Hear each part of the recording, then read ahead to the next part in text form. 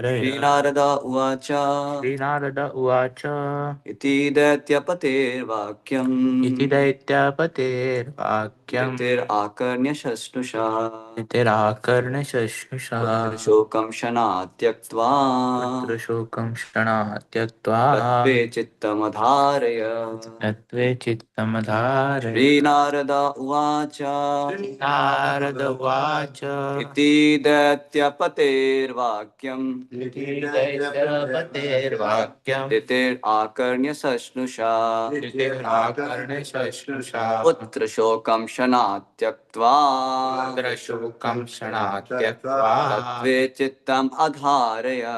Tatve Chittam Adharaya. I did 3 or 2 times. Srinarada Uvacha Iti Datyapate Vakyam Titir Akarnya Akarna Sasnusha Putra Putra Shokam Shana Tyaktva Tatve Chittam Adharaya. Srinarad Uvacha Narada Vacha Iti Daityapate Daityapate Titir Akarnya Sasnusha Titir Akarna Shashusha Putra Shokam Kshanatyaktva Putra Shokam Shana Tyaktva Tatve Chittam Adharaya. Tatve Chittam Adharaya. Word to word meaning, translation purport by His Divine Grace A.C. Bhaktivedanta Swami Srila Prabhupada. Srila Prabhupada ki Jai.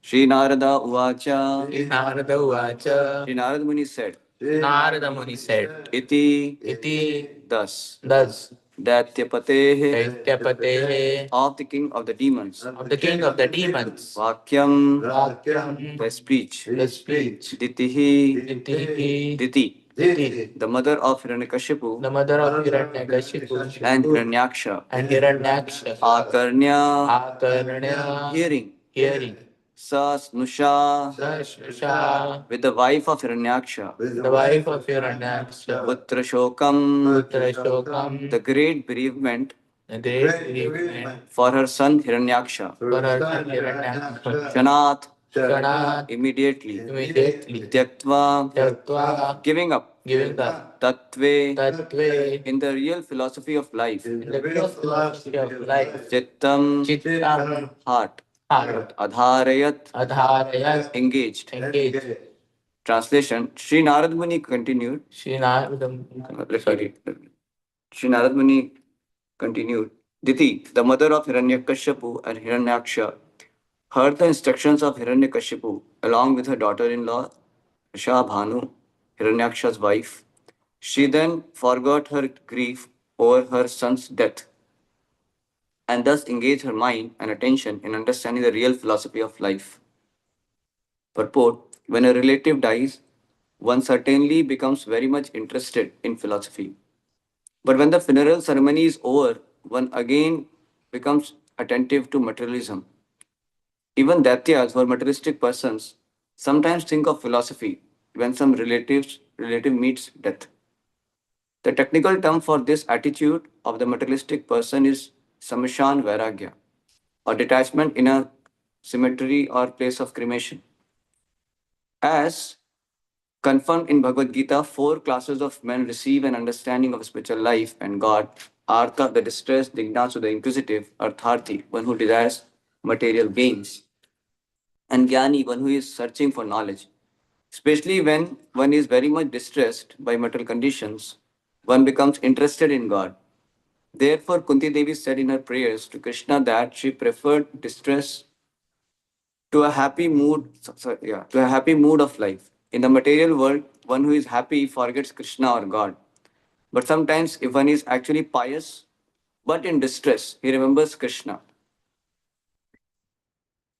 If one, okay, Queen Kunti Devi therefore preferred distress because it is an opportunity for remembering Krishna. When Krishna was leaving Kunti Devi for his own country, Kunti Devi regretfully said that she was better off in distress because Krishna was always present. Whereas now, whereas now that the Pandavas were situated in their kingdom, Krishna was going away. For a devotee, distress is an opportunity to remember the Supreme Personality of Godhead constantly. Thus, in the Bhaktivedanta purports of the seventh canto, second chapter of the Srimad Bhagavatam entitled Hiranyakashipu, King of the Demons. So you can repeat the translation. Sri Narada Muni continued, Sri Narada Muni continued, Diti, Diti, the mother of Hiranyakashipu the mother of Hiranyakashipu and Hiranyaksha, and Hiranyaksha, heard the instructions the instructions of Hiranyakashipu of Hiranyakashipu along with her daughter-in-law, along with her daughter-in-law, Rusha Bhanu, Vrishabha, Hiranyaksha's wife. Hiranyaksha's wife. She then forgot her grief She then forgot her grief over her son's death over her son's death and thus engaged her mind and thus engaged her mind and attention and attention in understanding in understanding the real philosophy of life. the real philosophy of life. Om Agyantam. Om Agyantimirandasya Jnananjana Shalakaya Chakshurunmilitam Yena Tasmai Shri Gurave Namaha Shri Chaitanya Manohistam Stapitam Yena Bhutale Swayam Rupa Tadamayam Dadati Swapadantikam Vandeham Shri Guru Shri Yuta Padakamalam Shri Guru Vaishvanamsha Shri Rupam Sagradatam Sahagana Nathanvitam Tam Sajivam Sadvaitam Savadutam Parijana Saitam Krishna Chaitanya Devam Shri Radha Krishna Padan Sahagana Lalitai Shri Vishakhanvitamsha Nama Om Vishnu Padaya Krishna Krishna Preshaya Bhutale Srimate Bhaktivedanta Swami Namine Namaste Saraswate Deve Gauravani Pracharine Nirvishesha Shunyavadi Pashyate Deshatarine Namo Mahavadanyaya Krishna Prema Pradayate Krishnaya Krishna Chaitanya Namine Gauratrashe Namaha hey Krishna Karuna Sindhu Deenbandhu जगतपते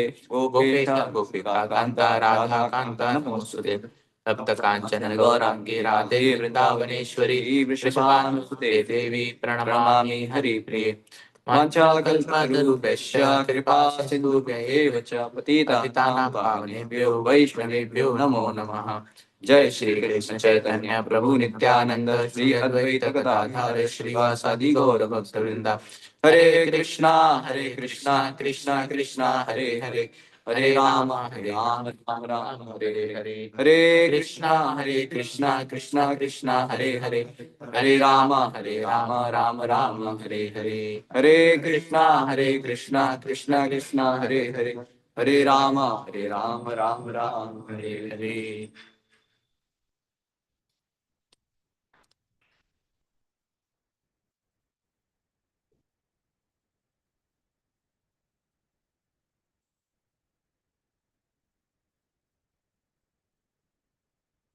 Hare Krishna.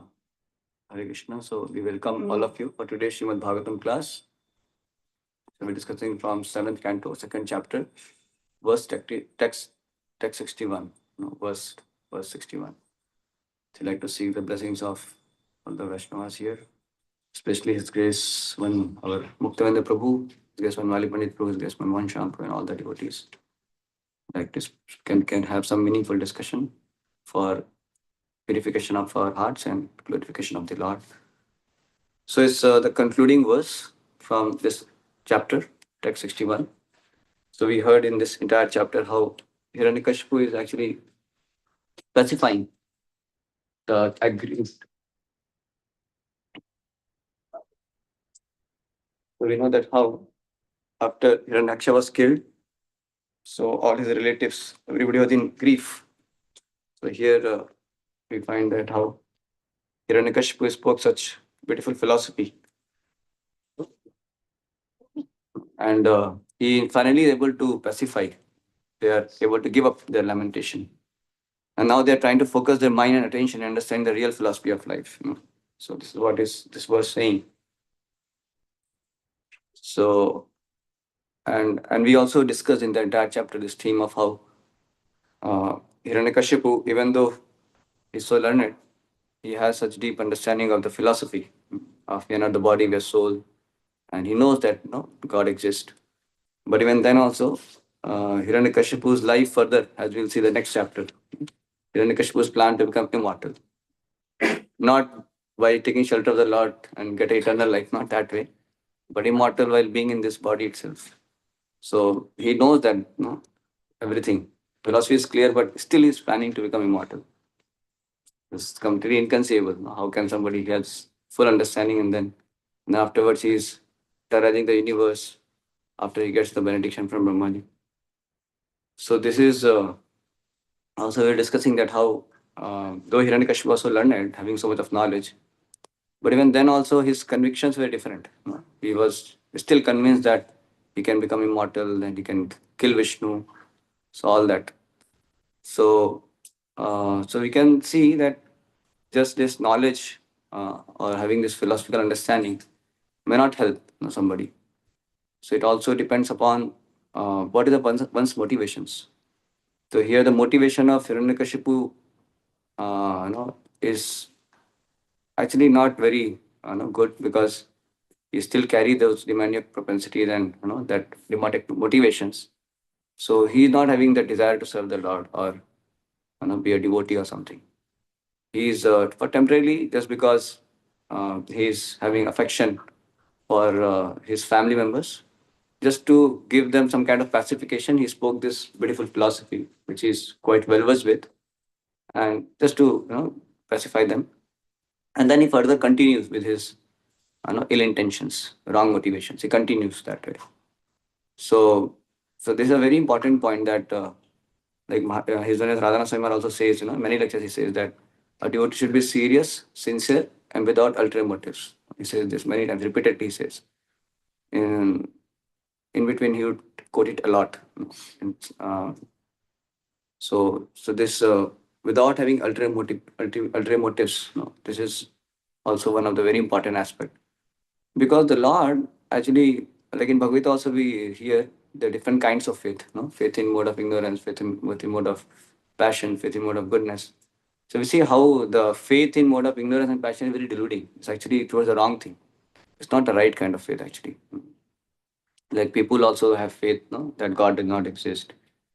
Sometimes terrorists may have faith that if I kill these innocent people, I will get Jannat, I will get heaven.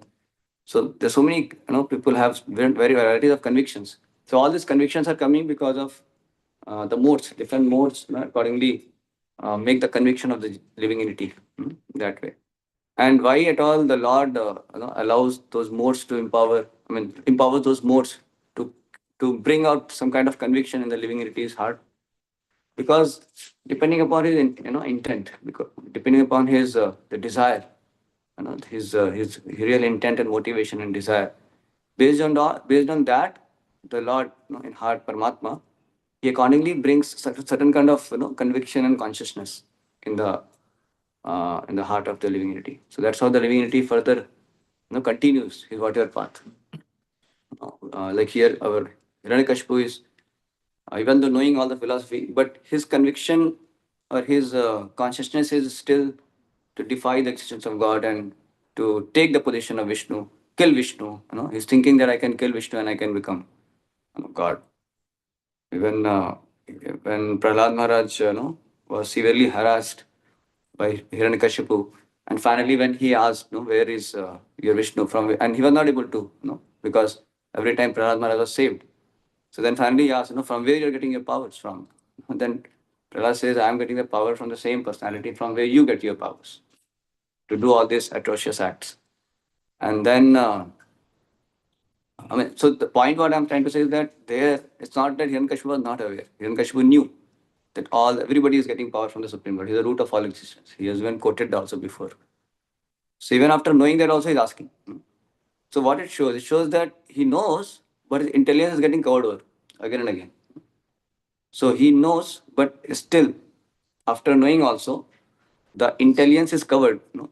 So this is a very amazing phenomena that this covering happens, depending upon one's intention and motivation. So the intentions and motivations are not right, then the Lord actually allows the illusion energy to cover the intelligence. So even knowingly, Janiya Shuniya Vishakhainu, like that. Manushya Janama Paila Radha Krishna Bhajiya. So Janiya Shuniya Vishakhainu. So we'll be knowing things, but still, because we are still not desiring purely, the motivations are still not proper, so then that kind of covering will be there. So His Holiness Radhan Maharaj, he was quoting that he once he would go in many universities for preaching, many colleges, universities would go for preaching. So he said in one particular place in America, when he was trying to reach and go to the college, so then that person who was a very famous professor, at the same time he was also he was holding a very big post in Christianity. He was a kind of Christian priest or something, a big educator and a priest and propagator of Christianity. That way, he would give many classes, seminars, and all that. So you must have heard this in Maharaj's class. Maharaj mentioned this. So he was such a big person, and Maharaj was, trying to ask his permission to be able to give lectures in the college. But this person was, telling, no, you have to tell me first what and all. So Maharaj was trying to help him understand. But then with this point came how they believe Krishna is the supreme personality of Godhead. Maharaj told that we believe. Then he was, having a lot of questions, and there were a lot of debates. A lot of argument was going on. So Maharaj says almost like for 2 days, it was going on. So he said, come back. Then again, they had kind of question answers and everything. And then finally, after 2 days, I think, then this person says, okay, actually he was kind of defeated, because all these arguments, Maharaj actually is kind of defeated. So with sound philosophy of Krishna consciousness. So he finally says to Maharaj, actually I want to really confide, that even though I may be holding such a big post and everything, whatever it is, because it gives me some kind of prestige. I have a prestige and everything, prestigious position I have. I'm getting my bread and butter, everything. This is, but I really want to confide that actually I don't believe in God. God does not exist. You know. So he says that actually God does not exist. Now he is such a big propagator of Christianity. So Maharaj was shocked. Maharaj was saying, "Arey, you are. He said, yeah, because I am a high post, I get my respect, my family is maintained. But personally, I don't believe in God. I have not told this to anyone because we have really had a very good discussion from last 2 days. So I'm just confiding to you. So, so Maharaj was making a point that how this person is has so much of knowledge of Christianity and is propagating also. But still, Krishna is giving him some kind of conviction by which he is able to believe that God does not exist. Can you imagine? So this is actually the Lord only does it. Because when the person does not have the proper motivation, the desire is not there, to actually be a genuine seeker of absolute truth or become a devotee of genuine devotee of the Lord. So then the Lord only gives the intelligence, by which one is convinced this way that there is no God or he wants to defy God. Or rather, you can say the knowledge and intelligence is actually kind of covered, even though externally he may know. Like Duryodhana also, he was knowing Krishna is the Lord. He has seen Krishna. He must have heard. There was Vidurji was there, Bhishma Pitama was there. He was surrounded. It's not that Duryodhana must have not heard. Duryodhana must have surely heard about Krishna's supremacy. But even after knowing also, he couldn't believe. He could not. When Krishna came for this as a peace messenger, we see how Duryodhana was completely not agreeing to Krishna's proposal. He was rather trying to capture Krishna. So this we can see that how the conviction, the consciousness of the person, it gets covered, or the person doesn't have that right kind of consciousness, even though he may have knowledge. So the right kind of consciousness or the faith, that means we really believe in Krishna's words and Krishna as being the supreme personality of Godhead. So this kind of so knowing is one thing, but believing in those words, truly believing in those words, there's a big difference there. So that true belief, the true faith on Krishna's existence and Krishna's supremacy, and so all these true beliefs is only possible by grace of Krishna. By grace of Krishna, by Krishna's mercy only it is possible. So when somebody is sincere, so by the dint of his sincerity, means one is actually struggling against this all wrong motivations. He doesn't want to settle with any kind of lower motivations. So being sincere.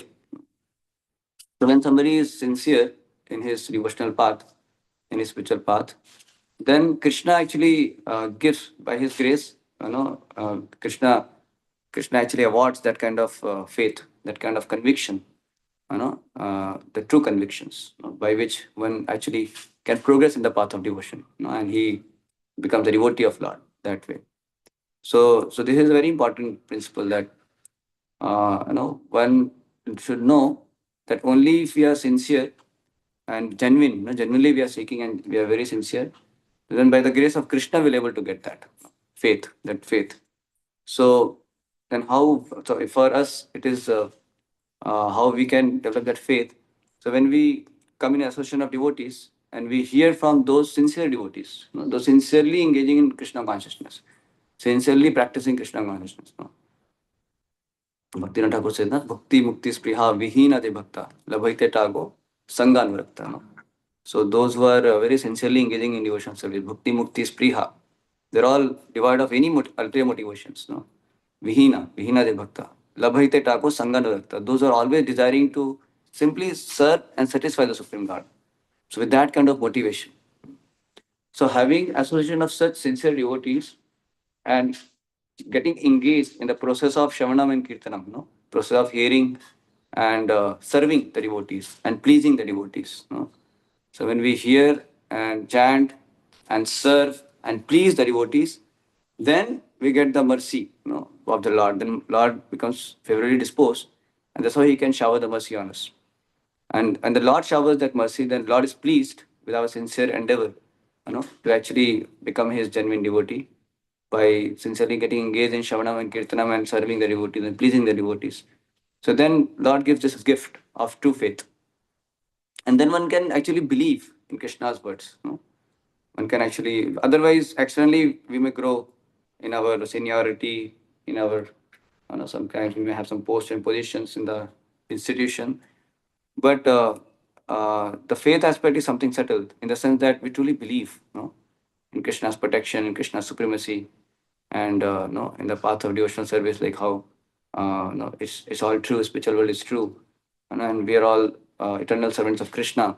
So having true faith in all these wonderful wisdom what we receive from Gita and Bhagavatam, Bhagavad Gita, Srimad Bhagavatam. So this comes by the grace of the Lord. When the Lord sees that we are really genuine. So they are a gift of Krishna actually. Gift of Krishna, the real faith. Like that. So we see that actually Hiranyakashipu doesn't have that. Hiranyakashipu knows a lot, but he doesn't have that kind of favor of the Lord. Prasada leshanu grihita evahi. Dhanati tattam bhagwan vichin. Bhagwan mahim. Yeah. So he does not know actually. He does not know because he hasn't received the mercy of Krishna. He doesn't have that faith. So he's not having that grace of the Lord that way.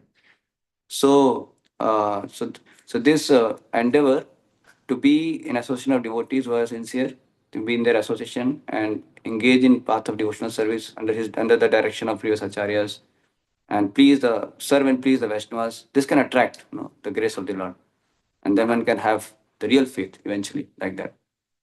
So this is very important, principle. So here we see that in Prabhupada also writes in purports that sometimes a relative may die, and people become very much aggrieved. And then they talk about philosophy of life. Arey, everything is nashwar, impermanent. Whoever has taken birth will have to die. Nothing will remain. They'll talk also. I personally heard, when my Tauji was expired. Actually, I was surprised more. So they were talking little bit on the Shamshana. When they came back, they were talking about worldly things also. I was surprised. I was thinking just now, Tauji, actually, because in voice we got training that, we glorify. So I was glorifying. There was a truck, and that dead body was there of my Tauji. And then we were going. So I was trying to remember the good qualities, and I was speaking. So then they were also speaking some good qualities. They're expressing their heart. But while coming back, when everything was over, then I saw his own son is having some other talks also. I was surprised. I was trying to be a little grave and I was really thinking and meditating. But they were in different mood. They were going to different mood. So I was a little surprised. So anyway, so the point is people actually tend to forget because uh, the sincerity is not there. That the piety is not there. Like here is writing also, that in the material world, one who is happy forgets Krishna or God. But sometimes if one is actually pious, but in distress, he remembers Krishna. So that piety may not be there. That means that Sukriti is lacking. So that the sincere internal motivation may not be there. So the person gets again covered. So it's called Shamashana Vairagya. Shamashana Vairagya means the Vairagya remains only till Shamashana. And actually, literally, it happens. No, the body dies till Shamashana, they go and then they burn the body. And after when they come back, while coming back, the mind changes. Till there, it is there. Till they are seeing the dead body, it may be there. But when the dead body is burned, everything is over. When they're coming back, while coming back, mind changes. That means till Shamashana only the Vairagya remains. After they come, before they approach Shamshana, they reached, they burn the body. Coming back, you can see the change. You can observe, mind changes. Some people will be still aggrieved, they'll be talking and all. But many people you see, those who talk, some Vairagya principles, they forget it. They get into some business, something. You should observe personally, like say two people are talking, then you should go and just observe what they're talking. After they have come back from Shamshana, then most likely they'll talk some kind of worldly things. You can see that, which is not related to the person. It happens like this, no? So it's amazing thing, that how people just forget it, no? Just there they have got some kind of realization, but they forget it. So it's called Shamashana Vairagya. There are different kinds of Vairagya. Scriptures mention there's something called Markat Vairagya. Markat Vairagya is the monkey renunciation. So monkey also eats some fruits, sleeps very simply, doesn't have much clothes, very simple, no clothes actually. And he lives under a tree or on the tree. So this is also one kind of Vairagya. But actually he has dozens of partners where he's indulging in some sex life. So what kind of Vairagya it is? He is one externally he has a lot of opulence of renunciation, so-called renunciation. But he is actually having complete indulgence in some gratification. There is Markat Vairagya. Falgu Vairagya Pooja is telling. The Falgu Vairagya is what? That is a Falgu river in Bihar. So when you go there, you don't see anything. I mean, land is there, but actually inside water is there. So I mean, externally we will be renounced, but internally we are carrying those materials to consider. Is it like that? Falgu Vairagya? What is Falgu Vairagya? A renunciation of items related to Krishna. That's what Rupa Goswami False renunciation. False renunciation. Can you explain both? Falgu Vairagya. Those two verses, no, anasaktasya vishayam yatharham upayunjata nirbandha Krishna sambandhe yuktam vairagyam uchyate. Yukta vairagya is real vairagya. And then prapanchikataya buddhya hari sambandhi vastuna mumukshubhi parityago vairagyam falgukata. So what is Falgu Vairagya? So renunciation of things that can be used in Krishna's service, that is Falgu Vairagya. Yeah.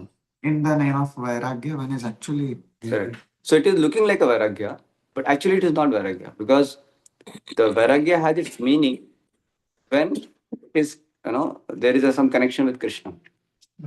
So that is real Vairagya. So that's called Yukta Vairagya. So Yukta Vairagya is actually the real Vairagya in that sense. Falgu Vairagya means simply the person is renouncing, but actually there is no purpose of renunciation. It's like, a person has a lot of money and says, okay, I gave out, all money. Those people, I am Vairagi, like that. But there is no positive. So actually money can be used for Krishna's service. That way he says. So he gives an example, that that example is given, that money is lying on the ground.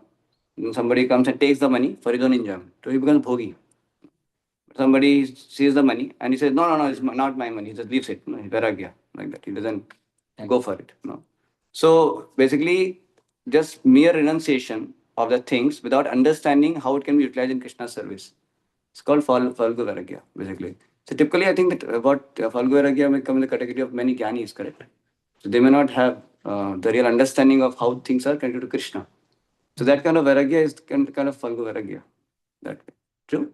Is understanding clear? Those who say, I don't touch money. Yeah, like Prabhupada said, like, too much of money was there, and then when sannyasi is telling, I don't touch also, that way. But Prabhupada says, you get all money, I will engage in Krishna service. So Yukta Vairagya is the real Vairagya, where person actually wants to use, he sees the connection, he sees everything belongs to Krishna. And then he utilizes in Krishna service. Muktananda, is this understanding correct about Falgu and Yukta? Yeah. Okay. Yeah. So is it not similar to one who is externally just renouncing, and internally is varying. Like I was thinking, No, they may not. See, there is Market That is Vairagya is not- more like the person is bent on sense gratification only. So externally, he's showing some kind of, that posing themselves, living simply and all that. But he may be smoking cigarette also. He may be some kind of yogi, maybe a very simple setting, simple hut he may be living, he may be eating very simple way. But then he's smoking also. Then he may be indulging in some illicit sex also. So that is like, Market Vairagya, that is specifically mentioned. no, externally he may not be showing like any of these tendencies, but internally he's still connected to getting those materialistic things. So I was thinking of Bhagavad Gita 3.6 verse. It says mithyachara uchyate. So That is different now. internally he might be carrying some. That's why he's getting into self gratification. That's why he's going for all these wrong activities. So that doesn't come under Phalgu Vairagya. That's Market Vairagya. That is Market Vairagya. He is showing something, but he is indulging in some gratification. Externally might not be indulging, but internally if he's indulging. Yeah, to that degree, is holding on to that. Holding on to that. So there is a difference between hypocritical and somebody may be sincere. See, all of us also struggle. It's not that we are all having complete pure mind only. Are we? We don't. We have our own struggles. We have lust, anger, greed, but everything is there. But how it is, how we are not, how we can be called as not hypocritical when And we are sincerely trying. we also have renounced so many things of this world, but is not the taste for that sense object is there or not there? What do you think? Is there or not there? Yes. So then we become mithyachari only. All of us are mithyacharis because we're not indulging. No, we may not be going for some gratification, which the taste still mind may have. Like somebody may have, of course, devotee may not have, but say suppose somebody has taste for some pyaj bhaji, let's say, onion bhaji, let's say, the taste may be there. It is not fully gone. Let's say, so when the hawker may coming in the train, bhaji, bhaji, bhaji, then some taste, somebody may have some kind of inclination like that. So is it mithyachari? No. Yeah. Then how discriminate? That is not a mithyachari. So he's trying to sincerely trying to not to.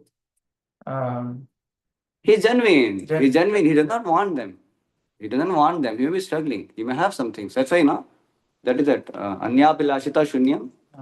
Yeah. The anya bilashita, it is said. Anya bilashita means you don't have motivations to fulfill those inclinations, the desires. We are struggling. We're trying to purify. That means you have a positive action plan to actually come out of that. And what is that positive action plan? Engagement in devotional service. You are sincerely engaging in devotional service with the intention to purify yourself, not to grow them, not to hold on to them. Just for some kind of prestigious position you may show as a devotee, and then we want to actually keep those things. We are wanting to go in that direction. So that is kind of Vittachari, but hypocritical behavior. Now you want to maintain those things, go ahead with those things. But a sincere devotee would want to get purified. So when the desire is to get purified, he may be struggling. So Krishna sees that intent. So then it is not a mithyachari. Is this clear? So what Markat Vairagya, the person is showing himself as renunciant, and he is maybe living simple and all that. He is smoking bidi. He is holding on to his illicit activities or something like that. So that is called a mithyachari. Is that clear? Then there is what else? Any other Vairagya? Oh, actually, there is it has been seen as the same one, Phalgu and Market Vairagya. This is what is Chaitanya Charitamrita. This is Chaitanya Srila Prabhupada's report. CC Madhya 16.238 report. In Bhakti Rasamrita Sindhu, Market Vairagya or Phalgu Vairagya is explained as follows, as we have quoted the person. Prapanchitya Harisambandha Ustanaha. Mumukshubhi Prityago Vairagyam Phalgu Kathate. So, and then it's correct as like when persons eager to achieve liberation renounce things related to the Supreme Personality of Godhead, thinking them to be material, their renunciation is called incomplete. Whatever is favorable for rendering the service of Krishna to the Lord, that should be accepted and should not be rejected. But at the same time, then again he continued that at one place again Srila Prabhupada mentioned they use words interchangeably. The Phalgu Vairagya and Market Vairagya. So Yeah. So that's So basically, this Gyanis may have a subtle sense gratification, that is to desire moksha. Ultimate motivations are there. Market Vairagya is more gross, where the person is indulging into a sense gratification wholesale. So there is a slight difference, but it can be interchangeably used because ultimately the motivation is ulterior. He's showing up. Srila Prabhupada says, therefore, Srila Prabhupada has described Falgu Vairagya. The monkeys are Vairagya. He lives in the forest. He has no cloth even. Other Vairagyas, they have got a little cloth. But these monkeys have no cloth and they live in forest and eat fruits, vegetarian, but rascal number one. So therefore, Srila Prabhupada, Srila Rupa Goswami has described Falgu Vairagya. The monkeys are Vairagya, so he lives in the forest. And so that's the bit. So the Falgu Vairagya and Market Vairagya kind of, again, so this kind of a Falgu Vairagya or Market Vairagya is not required. Yeah. So say, I mean, it can be same in the sense that because the ulterior motives are there, but it's showing. So both of them are showing kind of false renunciation. So Falgu Vairagi, what is and Market Vairagi may be interchangeable, but Market Vairagi we understand it to be like sometimes more grossly person is getting in. Many times Gyanis may be showing even some kind of sense control. They may not be indulging in some gratification, but they have the desire to get liberated. That is a bigger sense gratification in that sense. So that way, again, it's the same, correct? So in that note, we can say yes, interchangeably can be used also. It's true. Thank you, Prabhu. So this is how different people may have different vairagya. But the real vairagya comes only by the mercy of the Lord. But the true faith is, as we are discussing, when the true faith, when one actually believes in the words of Krishna, then only, and he believes in the Supreme Lord, and he, truly engages in devotional service. And by the mercy of the Lord, the true faith comes, and that the true vairagya is there. So as we know that Bhakti Devi has two children, the Jnana and Vairagya. So the real knowledge and faith, I mean the detachment will be there. Naturally it will be there. So whatever is unfair for Krishna consciousness, he will naturally be detached. What is favorable, he will engage everything in Krishna service like that. So, and he's saying here, in distress, one may actually remember Krishna more. So that's why a devotee of the Lord, he does not wait for the distress. Rather, when we are in Krishna's, when we are association of devotees, then Srila Prabhupada's books, and when we keep engaging in hearing Srimad Bhagavatam lectures, Gita lectures, whatever we have. So by that, what happens? We get to understand the miseries of material existence. We understand that how without Krishna we can never be happy. So all these wonderful reminders can always keep us in that mode of taking shelter of the Lord. It's not that only when we get distressed then only we have to take shelter of the Lord. So if you see those advanced devotees, they're always taking shelter of the Lord. It's not that only when they face some crisis, some disturbance. Though it's a natural tendency, when we have some distress and all, then we take shelter of the Lord. But the point is, a devotee can engage in devotional service sincerely, and then he can always learn to take shelter of the Lord. Like Prabhupada said, that because I'm praying like this to Sri Radharani, he was that, please save me from Maya. So that's why I can be so confident, that I cannot touch him or something like that. So that's why it's important. Though for Krishna may arrange in devotee's life certain distress or something, but ultimately the essence of that distress is to take shelter of the Lord. So that's why devotee is having the Sukriti, so he will come to Krishna. He'll become more and more Krishna conscious. So Kunti Devi is preferring distress because ultimately she wants to remember Krishna. That is her motivation. This is in distress, our intensity of taking shelter is more. So what she understands, happiness, distress, it doesn't matter in this world. It has no meaning. But if distress is helping me to be with Krishna, that is my supreme happiness. So supreme happiness is being with Krishna. The happiness and distress doesn't matter. So Kunti Devi's idea is that if in distress I am able to have more intensity with Krishna, intensity of remembrance with Krishna, I prefer distress. So for a devotee, that's why happiness and distress lose all meaning, because whether sampade, vipade, whatever the situation, distress or happiness, a devotee is simply wanting Krishna. And when Krishna is there, then we are supremely happy. That is the supreme happiness. And Krishna wants us to come to that platform of having supreme happiness. That's why Krishna may arrange this world, It may have some varieties of happiness and distress, ups and downs. But eventually a devotee learns to be happy only with Krishna. So Kunti Maharani is teaching that how one should not have idea about, aversions to distress and attachment to happiness in this world. Rather, one should know that this happiness and distress has no meaning. In all the situations of life, ultimately I need Krishna. So Kunti Maharani is saying that, see, distress is there, but I get more intense remembrance of Krishna, so let me have distress all the time. Yeah, but anyway, the point is, the devotee is always trying to be with Krishna. That which cannot be. It's not me. Srila Prabhupada ki, God Bhakti ki, God Hari Om Sham.